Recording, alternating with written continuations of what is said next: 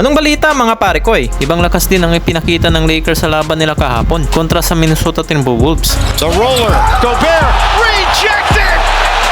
Anthony Davis! Si JJ Redick lang pala ang makakagawang manalo ang Lakers sa opening night last game. Another steal. Reeves gets bumped and the foul! Yung last time pang nangyari yon noong 2016 pa, kaya matagal-tagal na rin na nangyari ito na manalo sila sa unang regular season. Right down the middle for two!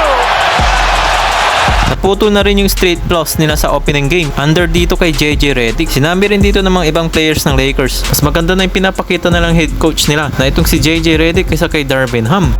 You know, the verbiage is very high IQ. JJ's a high IQ guy. You know, our leaders are high IQ guys. I just think Kaya magsisimula na dito ang game changer ng Lakers. Malaki rin kasi ang pagkukulang dito ni Darvin Ham nung panahon na siya pa ay nagko-coach sa Lakers. Maraming beses na kasi ang timeout na hindi pa siya nakakagawa kaagad ng roleplay at pabalik na kaagad dito ang mga players. Kaya kuminsan si LeBron na rin nagiging coach para sa Lakers at binabypass niya na rin dito si Darvin Ham. Kaya para sa Lakers sa bagong season na ito, makikita yung pagiging batak na batak mga players dito na kahit mismo si Rui Hachimura na siya yung unang kumanada ng opensahan nila. For the Lakers, Hachimura bodied up. Oh, big finish! Hachimura! Hindi lang yan, binutataan niya pa dito si Rudy Gobert. Engulfed underneath. What a setup! D9! Hachimura! Grabing hustle din ang pinakita dito ni Jackson Hayes laban dito sa Wolves na patingin na lang kanilang big man na si Rudy Gobert sa taas ng talo ni Jackson Hayes. Nagtapos si Jackson Hayes na mayroong kinanadang 10 points, 4 rebounds at 1 block. Nagpapatunay lang na mayroong itong ginagawang hustle para sa Lakers. Kagaya na lang sa play na ito, nasablay ang kanyang teardrop pero nakuha niya pa rin dito ang bola sa mga players ng mga Wolves. Kahit na mismo si rookie na si Dalton Knecht na nagkaroon pa sila dito ng pick and roll ni Jackson Hayes.